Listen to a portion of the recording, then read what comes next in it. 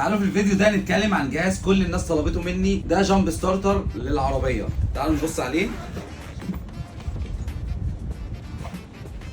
الجهاز دوت 11200 ملي امبير، يقدر يقوم بطاريه عربيتك في لحظه. كلنا بنتعرض لمواقف ان بطاريه تنام او نتزنق في مكان الدنيا مليله، ده هيسعفك، مش هياخد مكان في عربيتك. الجهاز دوت بيتشحن تايب سي، يعني بيتشحن بسرعه 15 واط، يعني ممكن ياخد من 3 ساعات ونص ل 4 ساعات تقريبا. في مخرج يو اس بي، يعني تقدر تستخدمه كمان لموبايلك. والحاجه كمان الحلوه فيه ان هو فيه منفاخ، والمنفاخ بتاعه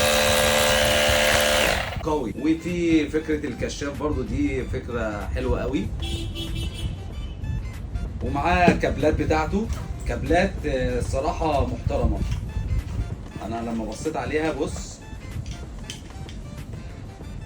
باورولوجي من الشركات المحترمه، يعني هتجيب جهاز مش اللي هو هيبوظ معاك، ده اعتمادي هيعيش معاك عمر. تعالوا نبص على الوصله ديت، دي الوصله اللي بتوصلها له عشان تنفخ كاوتش العربيه او الموتوسيكل. ومعاها كمان كذا اوبشن، وبتقدر تغير الكلام دوت في كذا مود. يعني ممكن انفخ كوره مثلا، في الحاجات بتاعت الكاوتشات العجله كمان.